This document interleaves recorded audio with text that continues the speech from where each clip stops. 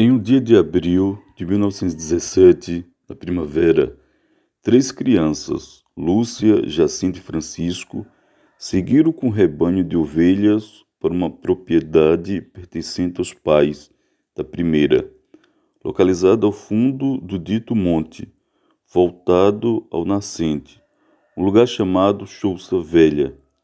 Aí, pelo meio da manhã, começou a cair uma chuva miudinha, pouco mais que um orvalho. Então os três subiram a encosta do monte, seguidos pelos animais, procurando o rochedo que lhes servisse de abrigo. Foi então que pela primeira vez eles entraram em uma caverna, que se mostraria abençoada, fica no meio de um olival, que pertencia ao padrinho de Lúcia, Anastácio. Desde ali avistava-se a pequena aldeia onde ela nasceu, a casa de seus pais, os lugares da casa velha, a ilha da pedra, o olival pertencente aos vários donos. Continua até se confundir com esses pequenos lugares. Aí permaneceram por todo o dia, apesar da chuva ter passado e do sol se haver descoberto, lindo e claro. Comer a merenda e rezar o terço. De repente, um vento forte começou a sacudir as árvores, o que as deixou assustados. Eles levantaram-se para saber o que estava acontecendo, uma vez que o tempo estava calmo. E Lúcia percebeu que sobre o olival se encaminhava para eles a mesma imagem que já tinha visto. Jacinto e Francisco ainda nunca a tinha visto, e a prima não havia falado nela para eles.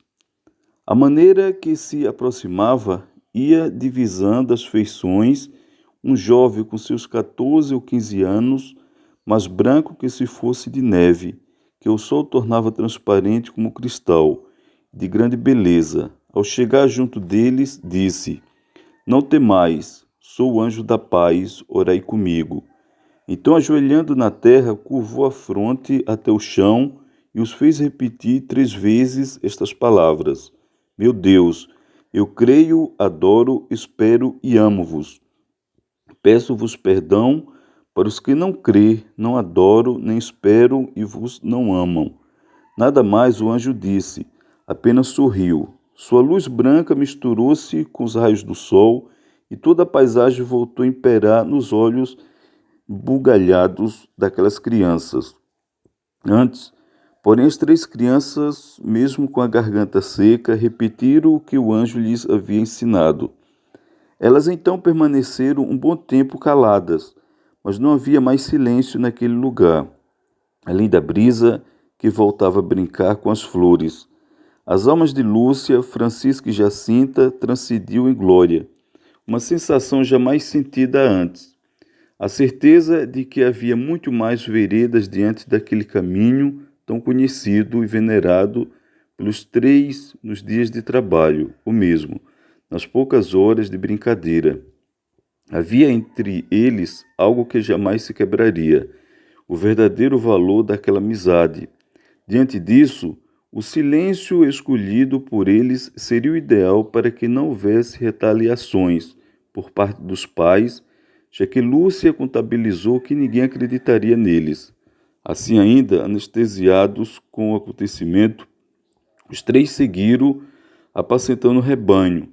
A secura da garganta havia passado, o cansaço e a dor nas pernas também. Pouco tempo depois da primeira aparição, o anjo se mostrou presente novamente. Entretanto, dessa vez, o fato ocorreu no poço do quintal da casa paterna de Lúcia. Envolto em uma estonteante luz branca, ele pediu a oração e finalizou: Os corações santíssimos de Jesus e Maria têm sobre vós desígnios de misericórdia. Oferecei constantemente ao Altíssimo orações e sacrifícios.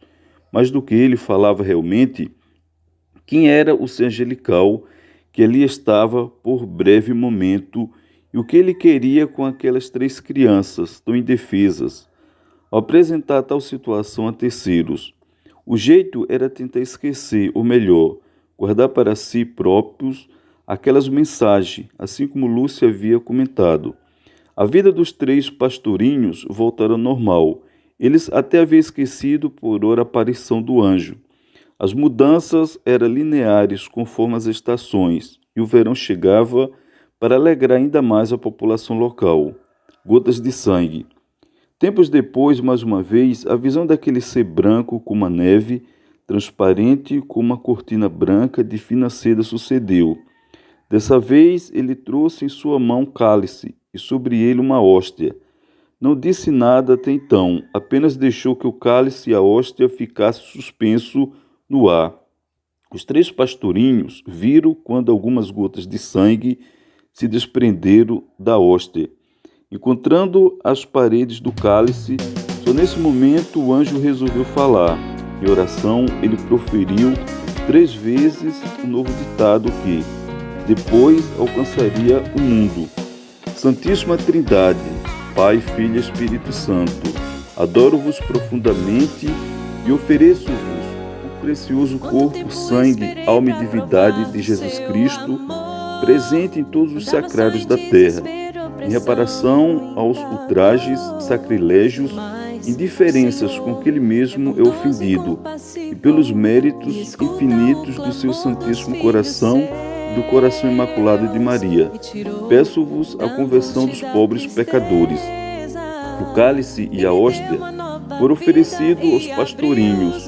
Era a celebração da comunhão entre todos. O anjo prostrou-se e recomendou ainda: tomai e bebei o corpo e o sangue de Jesus Cristo, horrivelmente ultrajado pelos homens ingratos. Reparai a seus crimes e consolai o vosso Deus.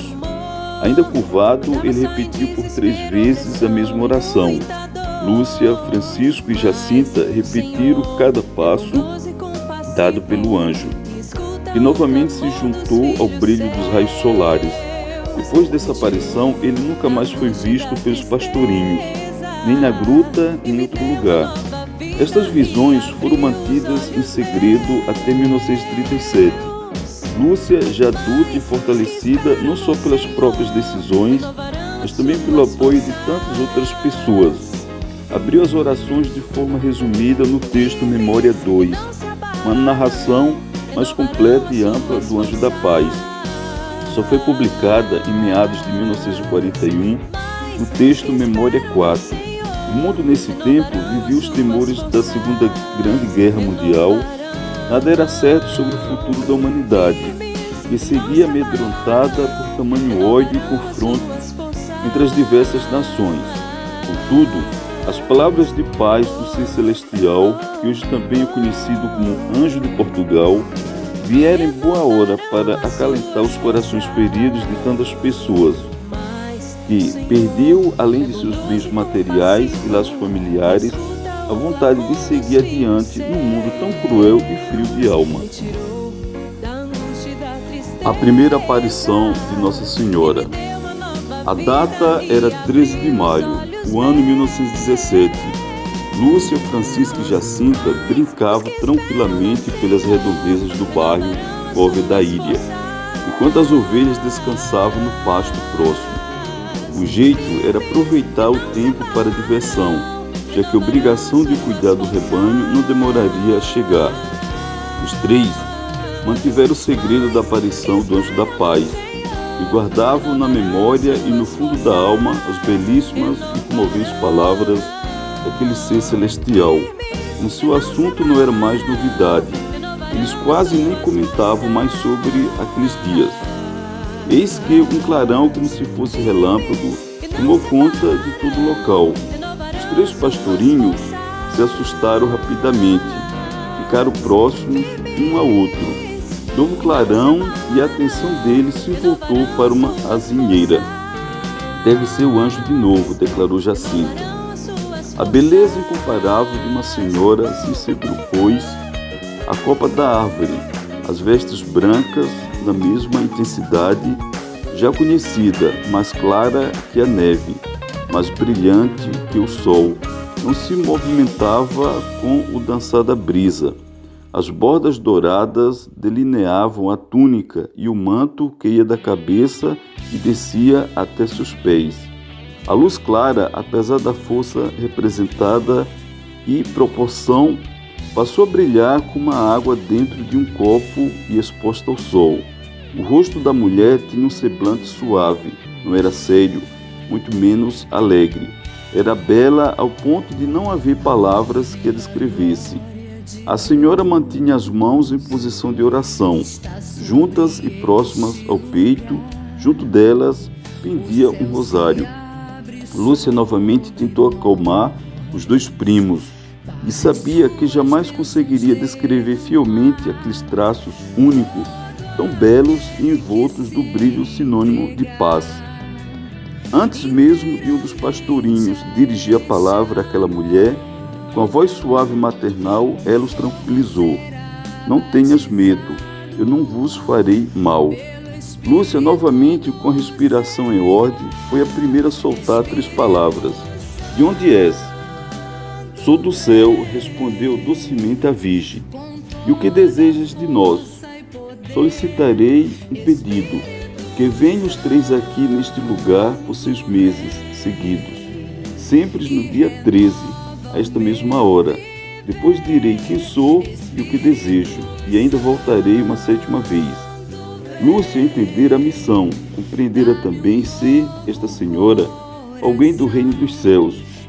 Estonteante e ao mesmo tempo feliz, com mais um sinal do além, ela resolveu perguntar sobre algo que lhe martelava a cabeça desde a primeira aparição do anjo da paz. Eu também vou para o céu?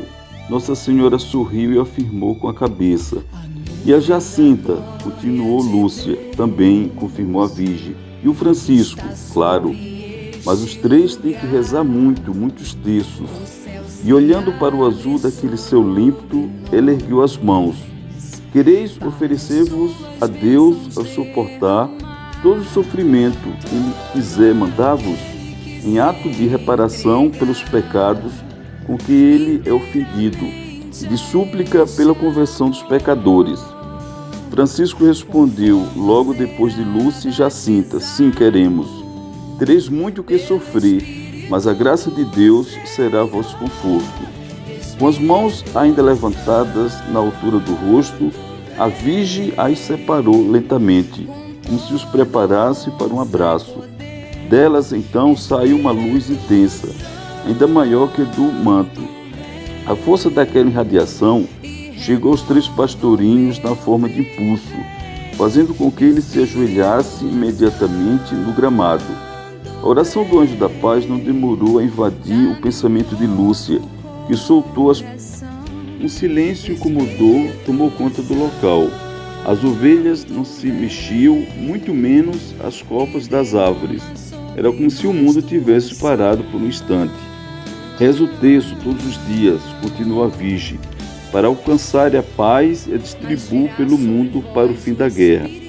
A luz do manto tomou então proporções impossíveis de se visualizar a olho nu. Os 3 pastorinhos fecharam os olhos e só abriram quando ela diminuiu.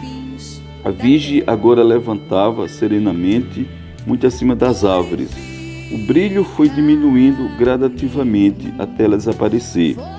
Lúcia, Francisca e Jacinta permaneceram vidrados por mais alguns minutos. É como se o mundo ainda estivesse parado e nada conseguisse movimentar. O estado de glória era intenso. Na verdade, nada ao redor tinha tamanho sentido como aquela aparição. A segunda aparição de Nossa Senhora.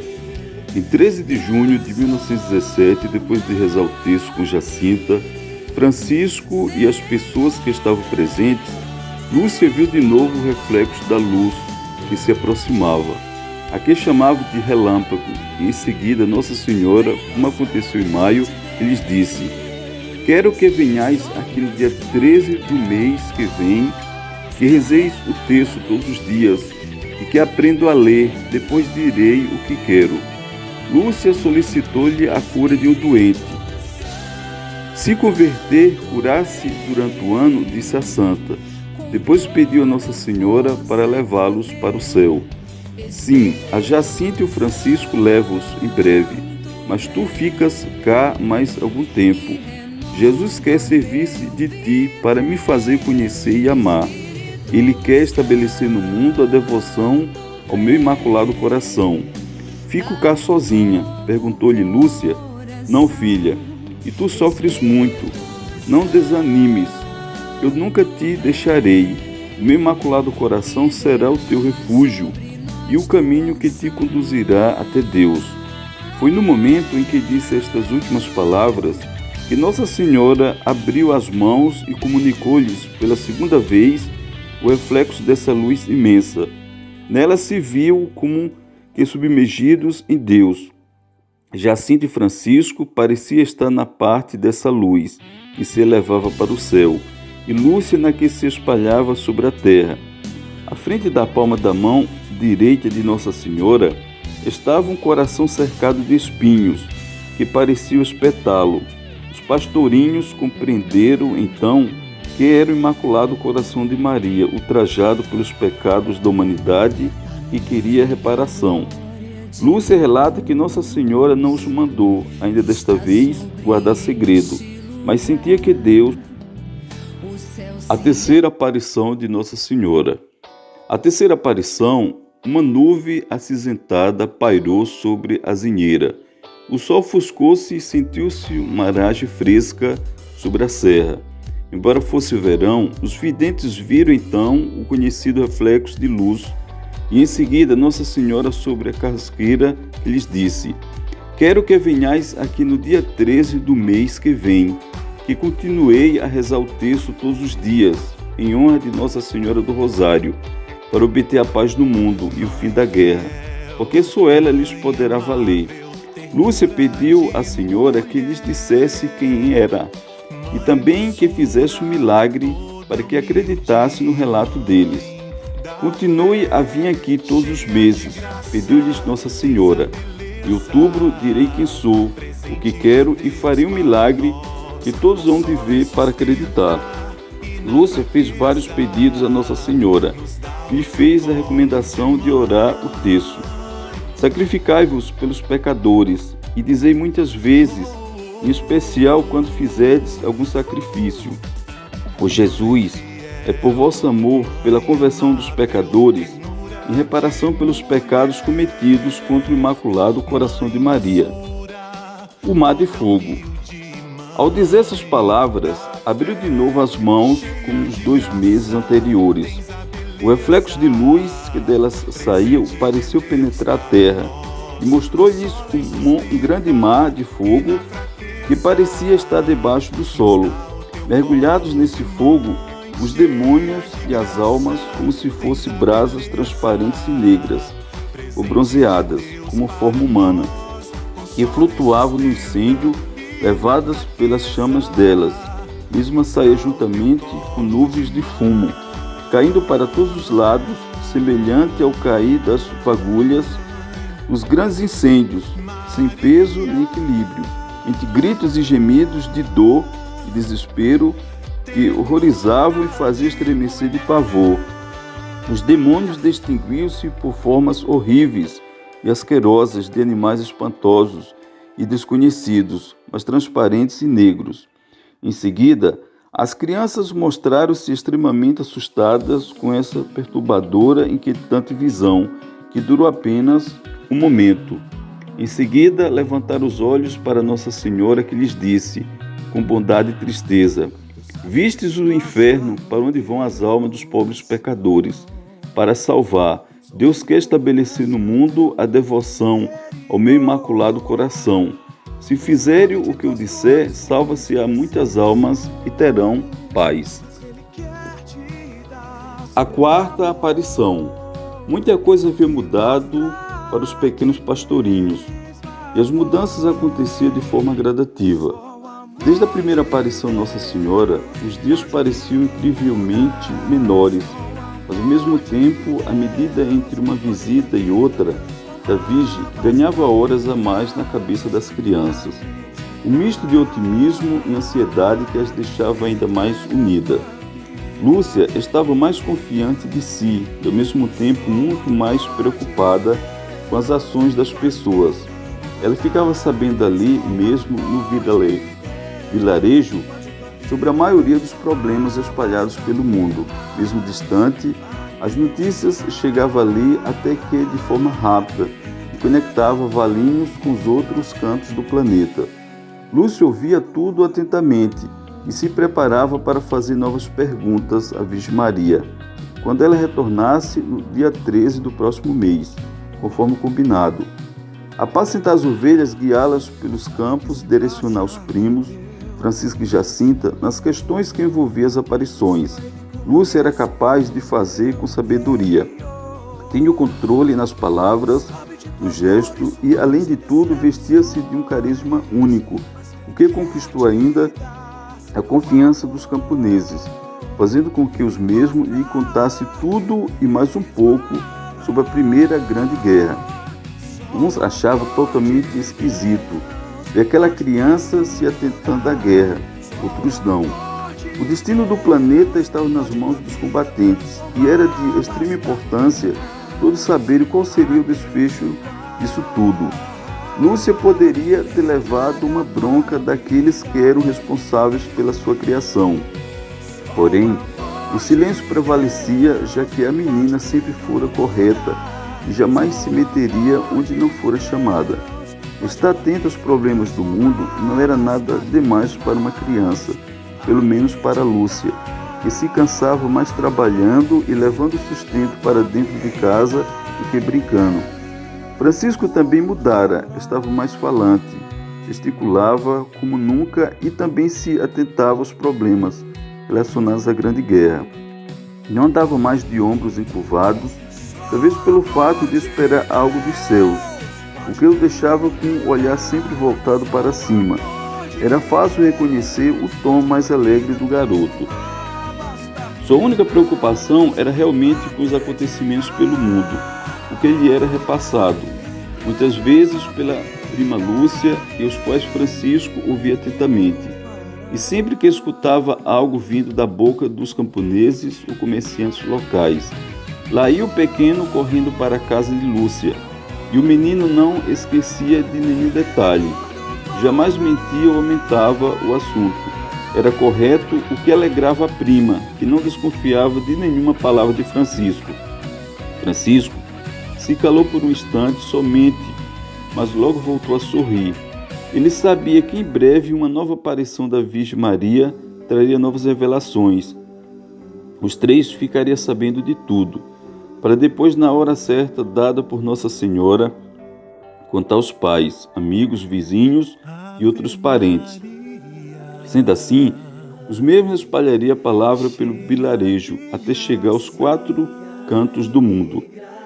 Jacinta também se atentava a tudo o que acontecia à sua volta. Quem conhecia bem e vivia daquele jeito, o fôlego pronta para qualquer atividade, até se empolgava em animá-la ainda mais. A pequena parecia não sofrer mais do corpo, que aos poucos parecia algo que vinha lá de dentro, do fundo de sua alma. Lhe dava forças para continuar. Jacinta entendia o motivo. Os primos também, já as pessoas sequer imaginavam. Os pais da menina até desconfiavam de onde vinha tanta força, e que agora eles sempre a viam em plena oração e com o texto na mão, algumas vezes ao lado de Francisco e também de Lúcia. Tal ação lhes deixava mais esperançosos, já que a fragilidade de Jacinta sempre foi uma preocupação para ambos.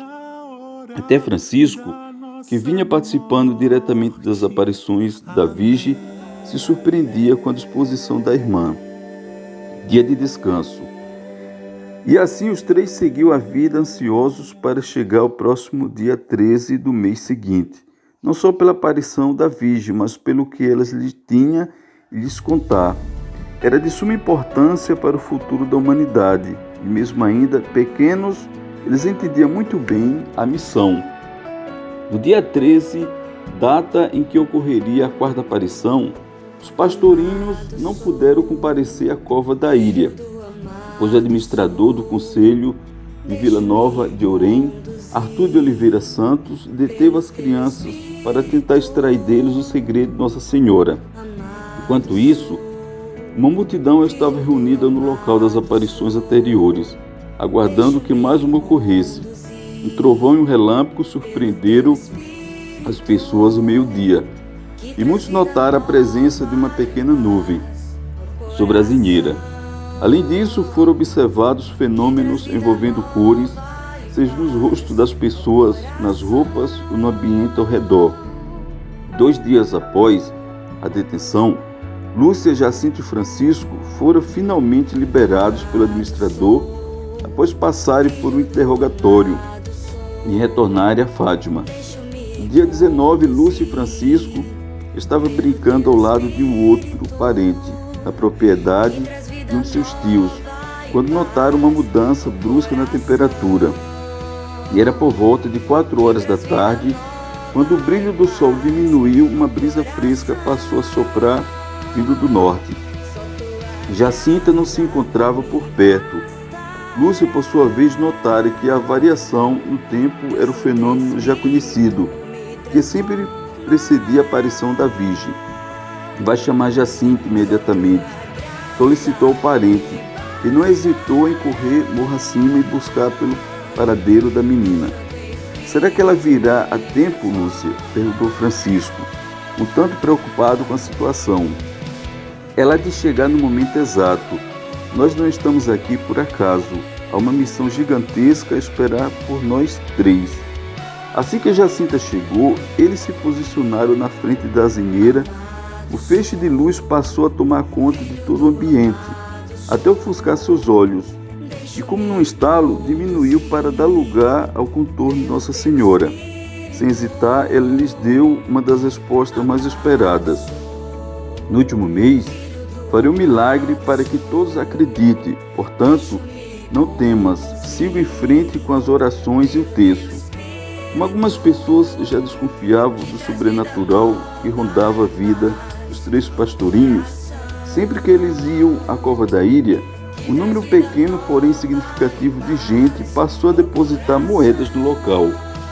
O que é que devo fazer com o dinheiro que o povo deixa na cova? Indagou Lúcia, sempre pronta às delegações impostas pela Virgem. Faço 2 andores, um deles carregue tu com Jacinta e mais 2 meninas vestidas de branco. O outro é para que Francisco leve com mais 3 meninos. O dinheiro deve ser dado para a festa de Nossa Senhora do Rosário, e o que sobrar servirá para ajudar uma capela que há de mudar, construir. E quanto à cura dos doentes, Lúcia insistiu na graça que sonhou durante todo esse tempo. Alguns curarei durante o ano. Nesse momento, a Virgem os olhou tristemente. Lúcia tentou disfarçar o nervosismo, mas não se conteve. Fizemos algo que não foi de seu agrado? Rezai, Lúcia, rezai, Francisco e Jacinta também.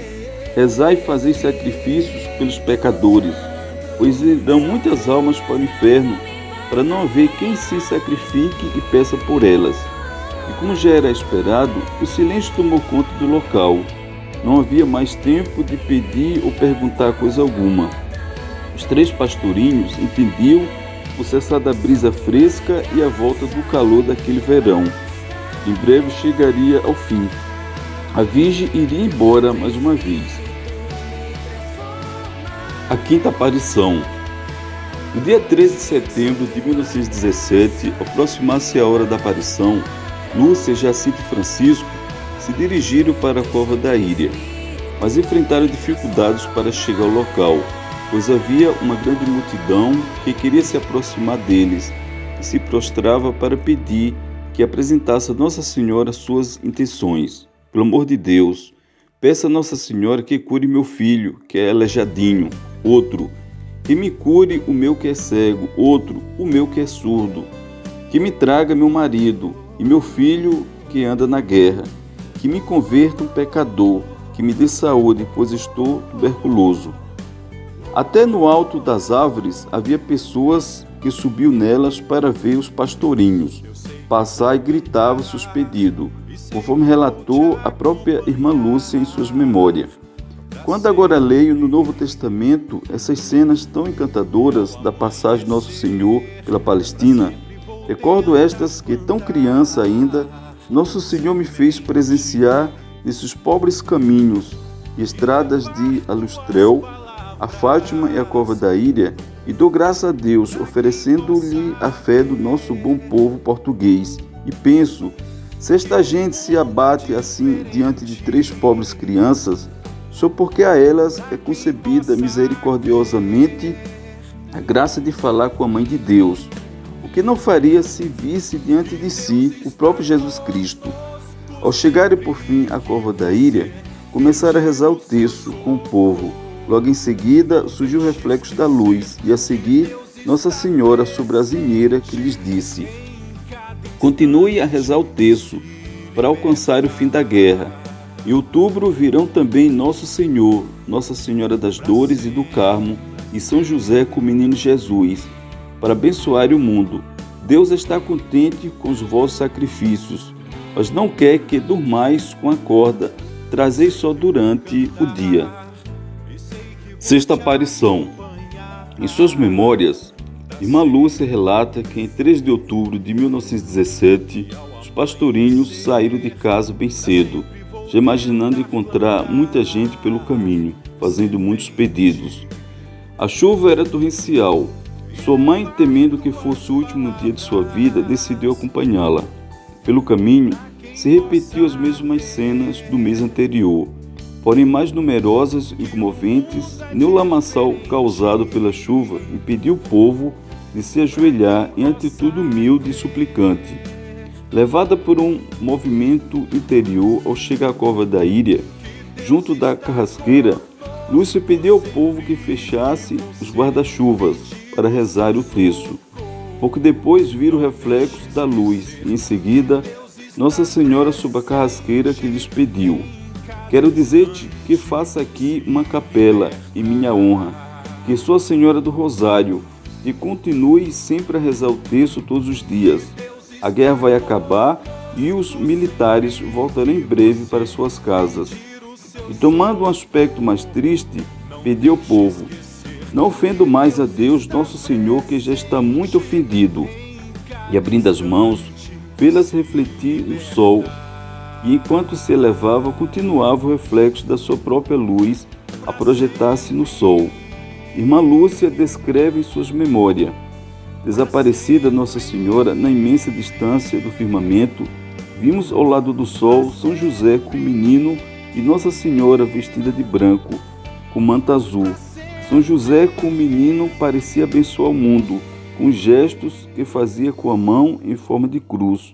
Pouco depois, desvanecida esta aparição, vi Nosso Senhor e Nossa Senhora, que me dava a ideia de ser Nossa Senhora das Dores. Nosso Senhor parecia abençoar o mundo da mesma forma que São José.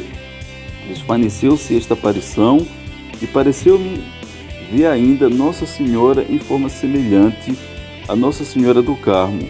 Depois da aparição, todos os presentes, cerca de 70 mil pessoas, observaram o milagre prometido às 3 crianças em julho e setembro.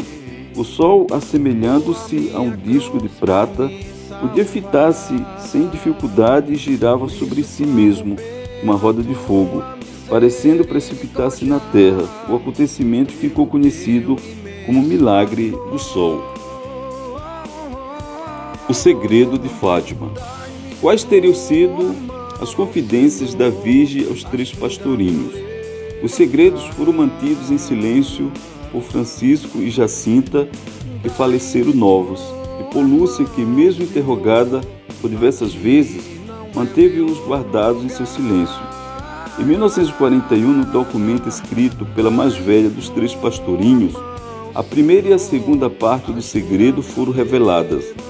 Lúcia também transcreveu a terceira parte, mas somente cerca de 3 anos depois, por ordem de um bispo da cidade de Leira, este trecho final foi mantido, dentro de um envelope selado, entregue 13 anos depois ao arquivo secreto do Santo Ofício, onde permaneceu guardado até maio de 2000.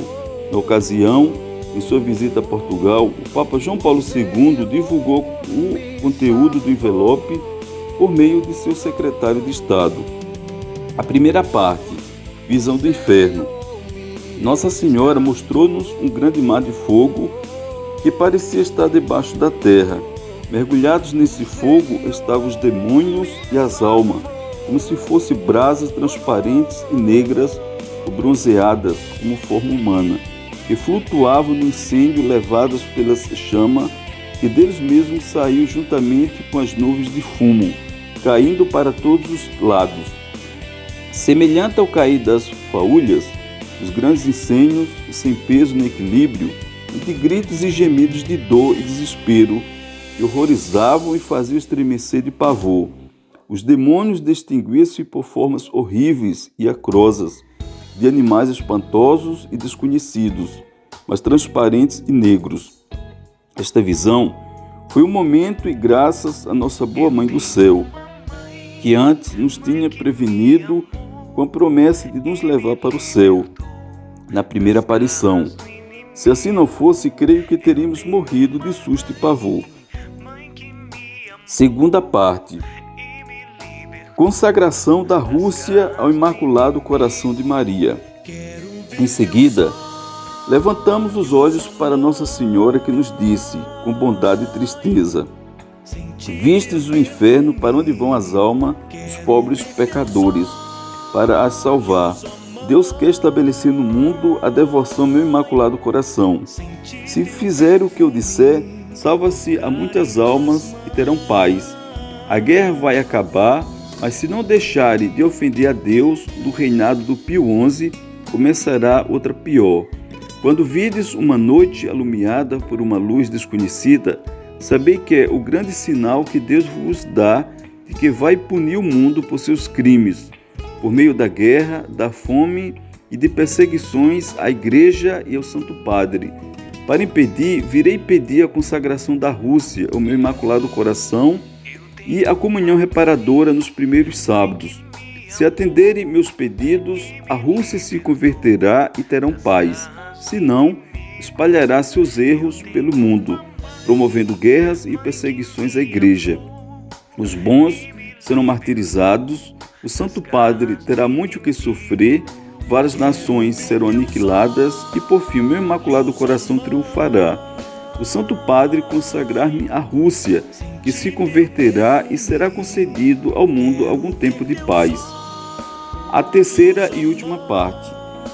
O conteúdo da terceira parte do Segredo de Fátima foi revelado em 13 de julho de 1917 e Fátima, irmã Lúcia, a única dos 3 videntes ainda viva, o redigiu em 3 de janeiro de 1944. Depois das 2 partes que já expus, vimos ao lado esquerdo de Nossa Senhora, um pouco mais alto, um anjo com uma espada de fogo na mão esquerda. Ao cintilar despedidas chamas que pareciam incendiar o mundo, mas apagava-se com o contato do brilho que, da mão direita, expedia Nossa Senhora ao seu encontro. O anjo, apontando com a mão direita para a terra, com voz forte dizia: penitência, penitência, penitência. E vimos numa luz imensa que é Deus, algo semelhante a como se vê as pessoas no espelho, quando lhe diante passa um bispo vestido de branco. Tivemos o pressentimento de que era o Santo Padre. Vimos vários outros bispos, sacerdotes, religiosos e religiosas subirem uma escabrosa montanha, no cimo da qual estava uma grande cruz de tronco tosco, como se fora de sobreiro com uma casca. O Santo Padre, antes de chegar aí, atravessou uma grande cidade, meio em ruínas e meio trêmulo, com andar vacilante, acabrunhado de dor e pena, e orando pelas almas dos cadáveres que encontrava pelo caminho. Chegando ao cimo do monte, prostrado de joelhos aos pés da cruz, foi morto por um grupo de soldados que lhe disparava vários tiros e setas, e assim mesmo foram morrendo uns após os outros, os bispos, os sacerdotes, religiosos e religiosas e várias pessoas seculares, cavalheiros e senhoras de várias classes e posições. Sob os 2 braços da cruz estavam 2 anjos, cada um com um regador de cristal nas mãos, recolhendo neles o sangue dos mártires e com eles irrigando as almas que se aproximavam de Deus.